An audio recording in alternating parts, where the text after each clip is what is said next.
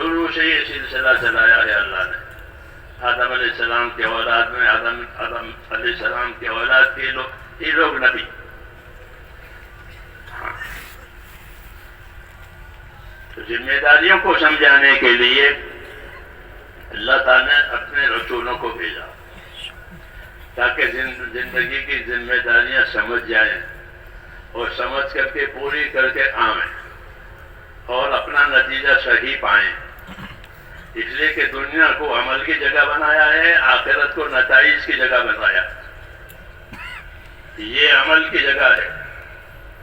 ہاں، یہاں اپنی دنیا کے لیے بھی آدمی کام کرے گا، اپنے آخرت کے لیے کام کرے گا، انفرادی ضرورتوں کے لیے بھی کام کرے گا، اجتماعی ضرورتوں کے لیے کام کرے گا. یہ تو ہے ہی عمل اور کام کی جگہ. اس کو دارالعمل کہتے ہیں. یہ عمل کی جگہ ہے اور عمل کرنے کی طاقتیں بھی دی ہیں. سمجھنے کی طاقت بھی دی ہے، عمل کرنے کی بھی طاقت دی ہے، اور تیسری طاقت یقین کرنے کی دعوت دی ہے. یقین کا تعلق دل سے ہوتا ہے.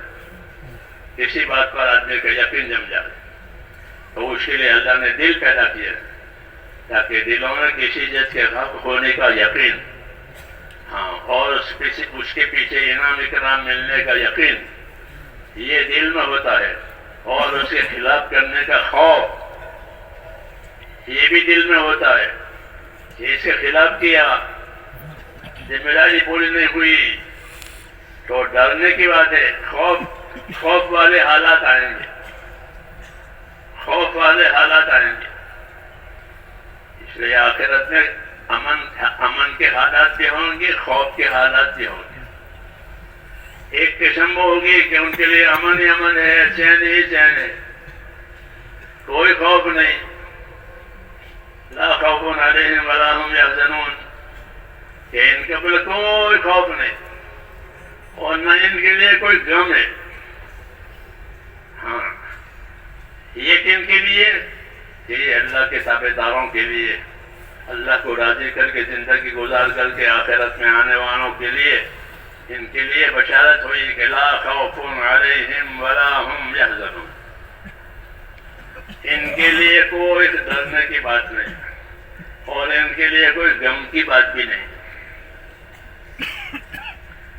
ڈر کا تعلق مستقبل سے ہوتا ہے، ڈر کا تعلق مستقبل سے ہوتا ہے اور غم کا تعلق ماضی سے ہوتا ہے. یہ قاعدہ ہے آدمی کی طبیعت کا. لا خوف علیہم ولا هم یحزنون الا ان اولیاء اللہ لا خوف علیہم ولا هم یحزنون. یاد رکھو، یاد رکھو، اللہ کے دوستوں پر، اللہ کے تابع داروں پر کوئی خوف نہیں ہے اور کوئی غم نہیں ہے. بہت بڑا انعام ہے، یہ بہت بڑا انعام. آدمی کسی اجنبی جگہ پر جاتا ہے تو اس کو خوف ہوتا ہے کہ میں جاتا ہوں، پتہ نہیں وہاں میرے لیے کیا سہولت ہوگی، کیا دشواری ہوگی. اس ملک میں جا رہا ہوں، پتہ نہیں اس ملک میں میرا قدم جمے گا نہیں جمے گا، ویزا ملے گا نہیں ملے گا، حالات کیسے رہیں گے. خوف کا تعلق مستقبل سے ہوتا ہے اور غم کا تعلق ماضی سے ہوتا ہے. کہ جن چیزوں کو چھوڑ کر آدمی جا رہا ہے اس کا غم ہوتا ہے. بال بچوں کو چھوڑا ہے، کاروبار کو چھوڑا ہے، اور کتنی مدت کے لیے جا رہا ہے یا خدا نخواستہ جیل میں جا رہا ہے، ہاں، تو اس کو غم بھی ہوتا ہے اور خوف بھی ہوتا ہے. کہ خوف تو آگے کے لحاظ سے ہے اور غم پیچھے کے لحاظ سے. کہ جن کو میں چھوڑ کر جا رہا ہوں، بتا دیں ان کا کیا ہوگا، ان کی دیکھ بھال کون کرے گا. ہاں، بہت سے مسائل ہیں جو چھوڑ کے جا رہا ہوں. تو اللہ تعالیٰ نے اپنے تابع داروں کو یہ بشارت سنائی کہ جن لوگوں نے دنیا میں اللہ کی تابع داری کے ساتھ اپنی زندگیاں گزاری ہیں ان کے لیے خوف نہیں ہے، مستقبل میں کوئی خوف نہیں. اور جس حال کو یہ چھوڑ کے جا رہے ہیں اپنے پیشے والوں کو ان کے بارے میں کوئی غم کی بات نہیں. تو غم کا تعلق ماضی سے ہے، خوف کا تعلق مستقبل سے ہے. اللہ نے اپنے تابعداروں کو یہ بشارت دی ہے کہ وہ دنیا چھوڑ کر آخرت میں آئیں گے، ان کے لیے کوئی غم کی بات نہیں. جن کو پیچھے چھوڑ کے جا رہے ہیں ہم ان کے والی ہیں، ہم ان کے والی ہیں. اور جو آگے کے معاملات ہیں اس معاملات میں ہم ان کی قدر کریں گے، کیوں کہ انہوں نے ہماری تابعداری کی ہے. تو یہ بشارتیں ہوتی ہیں اللہ تعالیٰ کی ذمہ داریوں کو زندگی میں صحیح ادا کرنے کے لیے، کہ ماضی میں بھی کوئی بات نہیں ہے، مستقبل میں بھی کوئی بات نہیں ہے. اس لیے کہ آخرت کا معاملہ ہے. نبیوں کی دعوت میں اور ان کی تعلیم میں سب سے زیادہ اہمیت آخرت کو دی جاتی ہے. سب سے زیادہ اہمیت وہ آخرت کو دیتے ہیں کہ دنیا میں ایسی زندگی گزرے کہ تمہاری آخرت بنے. ایسی زندگی نہ گزرے کہ آخرت بگڑے، کیونکہ دنیا تو گزر جائے گی اور آخرت بگڑ گئی تو یہ کہاں جائے گا؟ یہ کہاں جائے گا؟ دنیا رہی نہیں، آخرت بنی نہیں. یہ ہلاکت کہلاتی ہے کہ ہلاک ہو گیا. ہاں، اب اس کا کوئی مددگار نہیں ہے، اس کا کوئی سہارا نہیں ہے، اس کے لیے بھگتنا ہی بھگتنا ہے. حضور صلی اللہ علیہ وسلم نے قسم کھا کر کے ایک بات بتائی. نبی ہیں، سچے ہیں، پھر بھی قسم کھا کر کوئی بات سمجھاوے تو اس کی اہمیت کا اندازہ ہوتا ہے کہ وہ چیز کتنی اہمیت ہوگی، کتنے نازک ہوگی. تو فرمایا والذی نفس محمد بیدہ ما بعد الموت دار الا الجنت او النار. اس پروردگار کی قسم کھا کے کہتا ہوں جس کے قبضے میں میری زندگی ہے. آپ فرما رہے ہیں اللہ کی قسم کھا رہے ہیں کہ میں اس پروردگار کی قسم کھا کر کہتا ہوں جس کے قبضے میں میری زندگی ہے.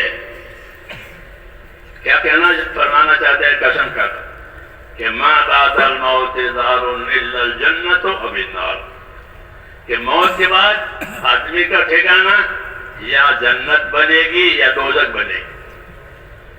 دونوں میں سے ایک، دوسرے نے دونوں میں ایک بنے گی. یا یہ جہاں سے جائے گا تو اپنی جنت بنا کر جائے گا، یہاں سے جائے گا تو دوزخ بنا کے جائے گا. ہاں، یہ بہت اہم بات ہے کیونکہ زندگی تو روز بروز ختم ہونے پر ہے، ہمارے قبضے میں نہیں ہے، ختم ہونے پر ہے. روز روز کٹ رہی ہے. جیسے برف کے سلے کو دھوپ میں چھوڑو تو وہ روز تھوڑی تھوڑی تھوڑی تھوڑی پگھل رہی ہے. ہاں، پگھل جائے گی وہ سورج کی گرمی سے.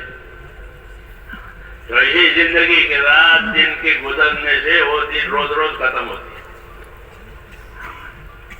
ہے. پھر ختم ہو کر یہ پھر ختم ہوگا پھر آخرت. تو ہمیں رسول اللہ صلی اللہ علیہ وسلم نے یہ رہبری فرمائی ہے کہ اللہ نے دنیا کو تمہارے لیے پیدا کر دیا ہے. یہ انعام ہے، یہ انعام ہے اللہ کا کہ ساری دنیا کی نعمتیں، ساری دنیا کی چیزیں ہمارے لیے پیدا ہوئی ہیں اور کسی کے لیے نہیں، ہمارے لیے. دنیا کی تمام چیزیں تمہارے لیے پیدا کی. بعض چیزوں کا نفع معلوم ہوتا ہے، بعض چیزوں کا نفع معلوم نہیں ہوتا. بعض چیزوں کی ضرورت کا اندازہ ہو جاتا ہے کہ ہاں یہ چیزیں بہت ضروری ہے، اور بعض چیزیں ہوتی ہے اور آدمی کو اس کی ضرورت کا اندازہ ہوتا نہیں، لیکن ہے وہ ان کے لیے. ہاں، یہ تو نعمت جتائی. انبیاء کرام کا یہی طریقہ ہوتا ہے کہ وہ بندوں کو اللہ کی طرف متوجہ کرنے کے لیے اللہ کے انعامات اکرامات ان کو بتاتے ہیں. دو چیزیں ان کی دعوت میں ہوتی ہے. ایک اللہ کے انعامات اکرامات ان کو بتاتے ہیں کہ تم سوچو تمہارے ساتھ اللہ کی کتنی نعمتیں ہیں. تو اللہ کی نعمتوں کی طرف متوجہ کرتے ہیں تاکہ اللہ کی محبت پیدا ہو جائے. کیونکہ نعمت اللہ کا احسان ہے کہ اللہ نے نعمت دی ہے بغیر مانگے. تو نعمت دینے والا احسان کرنے والا اس کی محبت طبعی طور پر ہوتی ہے. بے شک اللہ کی نعمتیں دیکھو. دوسری چیز سمجھائی ہے انہوں نے اللہ کی قدرت سمجھائی. کچھ یہ دو چیزیں ان کی دعوت میں ہوتی ہے. ایک نعمت سمجھانا کہ تمہارے ساتھ یہ نعمتیں ہیں وہ اللہ نے تم کو دی ہیں فائدہ اٹھانے کے لیے یا نقصان سے اپنے آپ کو بچانے کے لیے یا ترقی کرنے کے لیے یہ نعمتیں دی ہے. اور ایک قدرت بتائیے, قدرت سمجھائیے. اللہ کی قدرت وہ اللہ کی اپنی صفت ہے, لامحدود ہے. وہ قدرت لامحدود ہے. اس قدرت کی وجہ سے اللہ تعالیٰ ہر چیز پر قادر ہے. کوئی چیز اس کے قدرت سے باہر نہیں ہے. اسی قدرت سے حالات بڑھاتے ہیں, حالات گھٹاتے ہیں, حالات اچھے بناتے ہیں, حالات ناگوار بناتے ہیں. رات چھوٹی کر دی, دن بڑا کر دیا, دن چھوٹا کر دیا, رات بڑی کر دی. ایسے لوگوں کے حالات تنگ کر دیے, لوگوں کے حالات کھول دیے, دن بڑا کر دیا, رات چھوٹی. یہ مثالیں ہیں کہ رات کو دن میں داخل کر دیا, دن بڑا ہو گیا, دن کو رات میں داخل کر دیا, رات بڑی ہو گئی. یہ تو یہ سمجھانے کے لیے ہے کہ تمہارے حالات کو کبھی تنگ کر دیں گے اور تمہارے حالات کو کبھی کھول دیں گے, تاکہ اللہ کی قدرت سمجھ میں آئے. اور قدرت سمجھ کر قدرت والے کے سامنے جھکنا, یہ بہت پسند ہے اللہ کو کہ اللہ کی نعمت کو بھی سمجھو, اللہ کی قدرت کو بھی سمجھو, پھر اللہ کے سامنے جھکو. جھکو اللہ کے سامنے اس کی قدرت کی وجہ سے, اس کی نعمت کی وجہ سے. اور اسی کو انبیاء کرام نے سمجھایا ہے. کبھی نعمتیں سمجھاتے ہیں. موسیٰ علیہ السلام کی قوم پر بہت نعمتیں ہوتی تھی تو وہ ان کو نعمتیں سمجھاتے. یا قوم اذکروا نعمت اللہ علیکم. قرآن شریف پڑھیں گے آپ کو, موسیٰ علیہ السلام کی دعوت, ان کی تبلیغ, اس میں یہ چیز ملی, اے میری قوم اللہ کی نعمتوں کا دھیان کرو. کہ کیا نعمتیں دی؟ تو بڑی بڑی نعمت. اذ جعل فیکم انبیاء, تمہارے اندر اللہ نے اپنے نبی پیدا کیے ہیں. کسی قوم میں اللہ کا نبی پیدا ہو جاوے اور ایک نہیں ہزاروں, تو یہ بہت بڑا شرف ہے اس قوم کے لیے کہ اس قوم میں اللہ کے پیغمبر آئے. تو بنی اسرائیل میں بہت پیغمبر آئے, تو اس لیے کہتے ہیں یا قوم اذکروا نعمت اللہ علیکم اذ جعل فیکم انبیاء. تمہارے اندر انبیاء پیدا کیے, نبی پیدا کیے تمہاری قوم میں. یہ ایک روحانی اور ایمانی عزت ہے, روحانی اور ایمانی عزت. یہ نبی کی قوم ہے اور اس قوم کا یہ نبی ہے, تو یہ ایک روحانی اور ایمانی عزت ہے. تو کہا کہ جعل فیکم انبیاء. دوسرا مادی عزت بھی تم کو دی, ظاہری. وجعلکم ملوکا, اور اللہ نے تمہارے لیے بادشاہتیں دی ہیں. تو بنی اسرائیل میں بادشاہ بھی ہوئے, بنی اسرائیل میں نبی بھی ہوئے. تو ان کی روحانی ایمانی اور مادی ظاہری ہر قسم کی نعمتوں کو یہ دلا رہے ہیں, یاد دلا رہے ہیں کہ وجعلکم ملوکا, اللہ نے تمہیں بادشاہتیں دی اور تم کو لوگوں پر بادشاہ بنایا. اور بہت سی نعمتیں دی ہیں, کھانے پینے کی, استعمال کی. وَآتَاكُم مَّا لَمْ يُؤْتِ أَحَدًا مِّنَ الْعَالَمِينَ. جو کسی کو نہیں ملی وہ تم کو ملی ہے. تو دعوت دینے کا ایک طریقہ یہ ہے کہ اللہ کی قدرت سمجھاؤ, اللہ کی نعمت سمجھاؤ, اور اللہ کی قدرت کو سمجھو، اللہ کی نعمت کو سمجھو، اور پھر اللہ کی تابعداری کو اپنے ذمہ لو۔ قدرت اس لیے سمجھائی ہے کہ جس طرح قدرت سے یہ سارے کام بنا بنا کر اللہ نے دیے ہیں، نعمتیں دیے ہیں، جب ناراض ہوں گے تو قدرت سے اس کو بگاڑ بھی دیں گے۔ جو راحت کے اسباب دیے ہیں، جو نعمت کے اسباب دیے ہیں، جو زندگی میں سکون دیا ہے، وہ چھین لیں گے۔ قدرت ہے، دینے کی قدرت ہے، چھیننے کی قدرت ہے۔ دینے کی بھی قدرت ہے، چھیننے کی بھی قدرت ہے۔ جب چاہیں گے ناراض ہوں گے تو چھین لیں گے، اب پریشان ہو گئے، چھین لی۔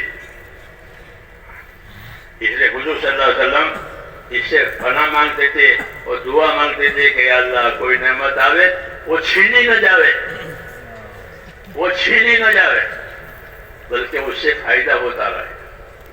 ہاں، اللہم انی اعوذ بک من زوال نعمتک، اے اللہ میں پناہ مانگتا ہوں کہ نعمتوں پر زوال نہ آوے۔ نعمت تھی وہ ظاہر ہو گئی، مال تھا وہ ہاتھ سے نکل گیا، تندرستی تھی مثال کے طور پر وہ ہاتھ سے نکل گئی، آنکھوں میں بینائی تھی وہ چلی گئی۔ سوچ ہے کتنا بڑا مسئلہ ہو جائے گا، نعمت کا زوال،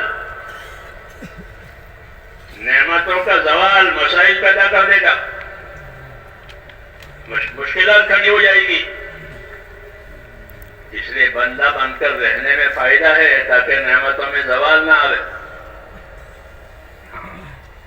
تو پھر نعمتوں میں کیسا رہنا ہے؟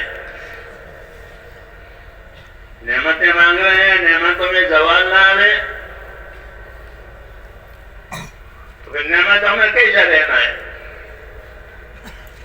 کھا پی کے خوش رہنا ہے، ایسا ہے کہ کھا پی کے خوش رہیں گے کہ نا، بلکہ اس کی ہم کو تعلیم دی ہے کہ نعمتوں میں کیسے رہو گے اور نعمتوں کا کیسا استعمال کرو گے۔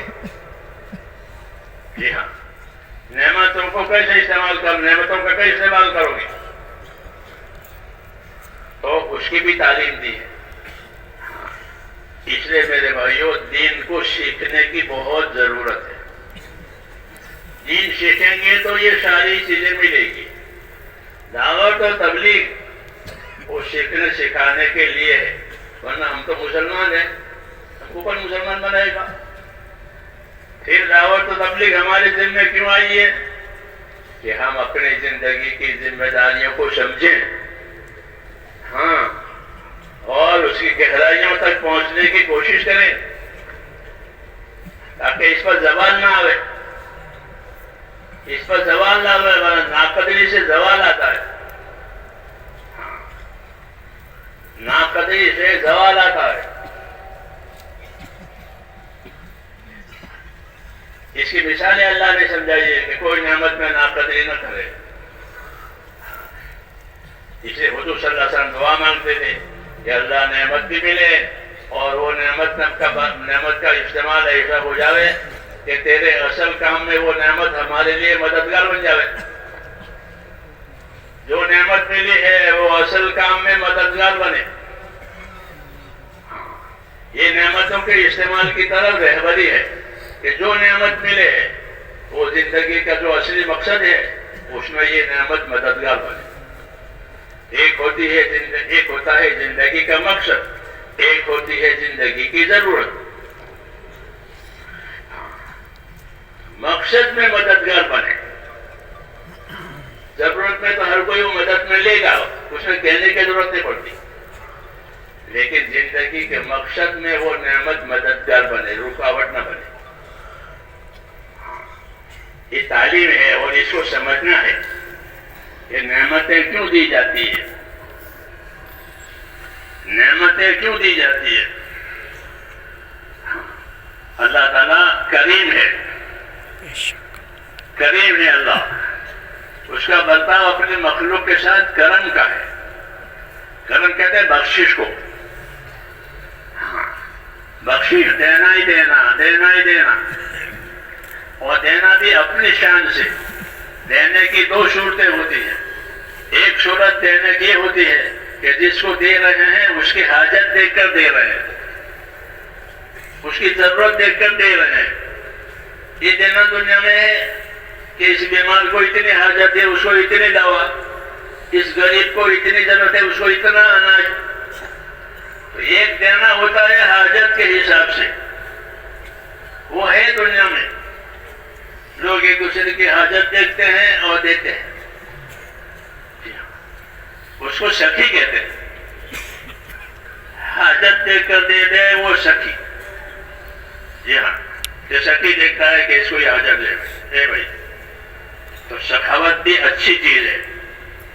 اسلام میں سخاوت کو پسند کیا گیا ہے کہ مسلمان سخی رہے. یہ بھی اس میں بات آ گئی. رسول صلی اللہ علیہ وسلم مدینے تشریف لے گئے ہجرت کر کے, کہ مدینے میں رہنا ہوا, وہاں کے لوگوں نے ساتھ دیا. آپ نے ان سے فرمایا سخی بنو, سخی بنو, سخی رہو. جاہلیت کے زمانے میں تو بہت سخاوت کرتے تھے, مال لٹاتے تھے. دین آیا تو پھر کیسے تنگی ہو گئی, مٹھی ہو گئی. اس لیے سخی رہو. تو سخاوت بھی ہے کہ دوسروں کی ضرورت پوری کرے. اللہ تعالیٰ کی شان تو سخاوت سے اوپر ہے. اس کی ضرورت دیکھتا ہے. اللہ تعالیٰ صرف ضرورت کو نہیں دیکھتے بلکہ اللہ تعالیٰ اپنی شان سے دیتے ہیں. ہاں, یہ ہوتا ہے کہ اللہ اپنی شان سے دیتے ہیں. اس لیے اللہ بہت دیتے ہیں, بے حساب دیتے ہیں, بغیر مانگے دیتے ہیں. اس لیے کہ اللہ کا کرم بہت زیادہ ہے. اور انبیاء کرام یہی یاد دلاتے ہیں کہ تم اللہ کی نعمتوں کو, اللہ کے کرم کو سوچو اور سوچ کر کے اس کی تابعداری کرو. تمہارے ساتھ معاملہ اللہ تعالیٰ کا لینے کا نہیں ہے, دینے کا ہے. دینے کا ہے, دیتے چلے جاتے ہیں. روز روز زندگی دیتے ہیں. ہاں, آدمی صبح صحیح سلامت اٹھتا ہے تو کتنی بڑی نعمت ہے, کتنی بڑی نعمت ہے کہ صبح صحیح سلامت اٹھا. ہاں, تو بڑی نعمت ہے. ایک دفعہ حضور صلی اللہ علیہ وسلم نے لوگوں سے فرمایا کہ تمہارے بدن میں 360 جوڑ ہے. انسانی بدن میں 360 جوڑ. جب تم اپنی نیند میں سے صحیح سلامت اٹھو تو 360 جوڑوں کا صدقہ ادا کرو. 360 صدقے کہ صبح صحیح سلامت اٹھا. ایک نعمت ہے کہ آدمی صبح صحیح سلامت اٹھے. بعض دفعہ ایسا نہیں ہوتا, بعض دفعہ تو اٹھتا ہی نہیں, نیند میں مر گیا. اور بعض دفعہ نیند میں بیماری آ گئی, آدھی رات کو بیمار ہو گیا. تو ہمارا جب تم اپنے نیند میں سے اٹھو تو تمہارے 360 جوڑ ہیں, ہر جوڑ کا صدقہ ادا کرو.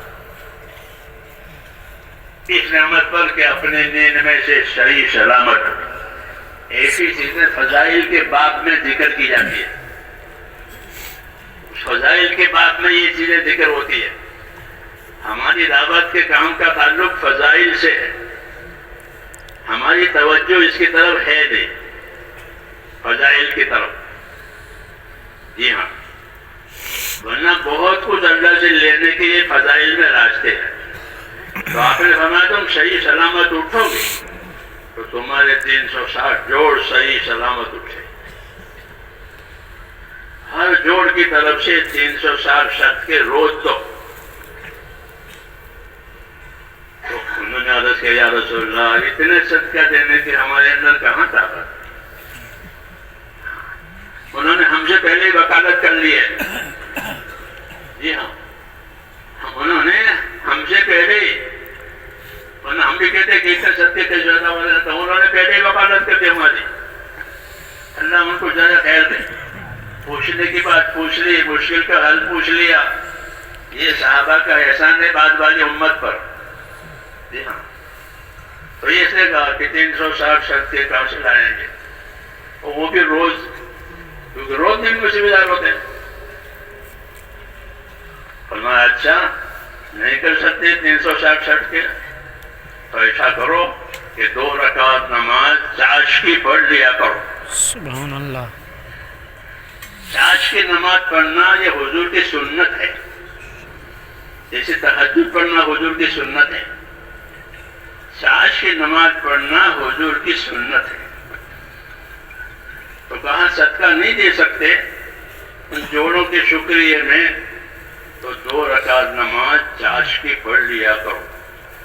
2 رکعت تو کہا میں نے چاش کی نماز پڑھ لیا کرو، ہاں، تاکہ وہ جوڑوں کی صحیح سلامتی کا صدقہ ہو جائے۔ یہ طریقہ ہوتا ہے زندگیوں کو عمل پر ڈالنے کے لیے، ہاں، کہ صحیح سلامت اٹھے تو یہ نہیں کہ اٹھے تو کھانے کمانے میں لگ گئے، کہ الحمدللہ اللہ نے صحیح سلامت اٹھایا تو اس کا شکریہ ادا کرو، یہ چاش کی نماز پڑھو۔ تو چاش کی نماز پڑھنا حضور کی سنت ہے، جیسے تہجد کی نماز حضور پڑھتے تھے، وہ تہجد کی نماز آپ کی سنت ہے، چاش کی نماز بھی آپ کی سنت ہے۔ سفروں میں بھی آپ چاش کی نماز پڑھتے ہیں، جی ہاں، مکہ معظمہ میں جانا ہو آپ صلی اللہ علیہ وسلم کا فتح مکہ کے وہ موقع پر، تو وہاں پہنچ کر اپنی بہن، آپ کی بہن تو نہیں تھی لیکن چچا کی بیٹی تھی، ام ہانی، حضرت علی کی سگی بہن ہے، آپ کی چچازاد بہن ہے، ان کے گھر میں آپ اترے تھے، بہن کے گھر، تو غسل فرما کر وہاں آپ نے چاش کی نماز پڑھی 8 رکعت۔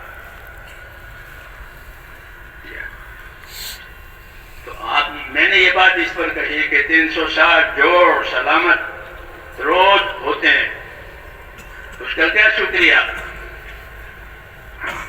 کہا کہ اس کا شکریہ یہ ہے کہ چاش کی نماز پڑھو، 2 رکعت نماز پڑھو، تو اس میں 360 جوڑ استعمال ہوں گے 2 رکعت میں، رکوع سجدات دیا تو تمہارا شکریہ ادا ہو جائے گا۔ جی ہاں، عبادت کے فضائل بیان کرنا اور عبادت کی طرف مختلف پہلو سے اللہ کی طرف بندوں کو متوجہ کرنا، یہ دعوت میں ہوتا ہے، یہ دعوت ہے۔ اس طرح سے متوجہ کیا، اس طرح سے متوجہ کیا تاکہ زندگیوں کا رخ اللہ کی عبادت کی طرف ہو جائے، کیونکہ دعوت عبادت کے لیے ہوتی ہے، دعوت عبادت کے لیے ہوتی ہے۔ جی ہاں، جان مال کی طاقت بھی عبادت کے لیے ہوتی ہے، اور عبادت کا مفہوم صرف نماز روزہ زکوٰۃ نہیں ہے، بلکہ عبادت کا مفہوم یہ ہے کہ اللہ کے سامنے ہماری زندگی عبادت اور بندگی والی بنے، ہم اس کے بندے ہیں تو ہماری زندگی بندگی والی بنے، کہ ہم ہر کام میں اس کے بندے ہیں۔ اس لیے کرنے کے کام کیے جائیں گے، نہ کرنے کے کام چھوڑ جائیں گے، تب تو ہوگا بندگی کا حق۔ اور چھوڑنے کا کام چھوڑے نہیں، کرنے کا کام کیے نہیں، تو پھر بندگی کا کیا مطلب ہے؟ اس لیے دعوت عبادت کی ہوتی ہے، دعوت عبادت کی ہوتی ہے، اور عبادت کا مفہوم صرف نماز پڑھنا نہیں، بلکہ اپنی زندگی کو، اپنی جان مال کو، اپنی صلاحیتوں کو حق پر لگانا، اپنی صلاحیتوں کو حق پر لگانا، تاکہ اللہ تعالیٰ راضی ہو کر کے دنیا آخرت بنا دے۔ عبادت کا مفہوم وسیع ہے، عبادت میں ایمان بھی آ جائے گا، کیونکہ ایمان کے بغیر تو عبادت صحیح ہوتی نہیں ہے، قبول ہوتی نہیں ہے۔ کہ اللہ سے تعلق پیدا کرنا، اللہ سے تعلق پیدا کر کے اس کا حق ادا کرنا، اور وہ عبادت ہے، یعنی جان اور مال کا استعمال اللہ کے حکموں کے مطابق ہو جائے۔ دعوتی زندگی، کہ دعوتی زندگی میں آزادی ختم، دعوتی زندگی میں آزادی ختم، کہ کوئی آزاد رہ کر اللہ کا عابد نہیں بن سکتا۔ ہاں، آزادی یہ شیطان کا کام ہے، کہ وہ آزاد ہو گیا، اللہ نے اسے، اللہ کے حکم سے اس نے انکار کر دیا کہ میں آدم کو سجدہ نہیں کرتا۔ جی ہاں، یہ آزادی ہے، تو آزادی کے نتیجے میں اس پر لعنت ہوئی قیامت تک۔ تو آزادی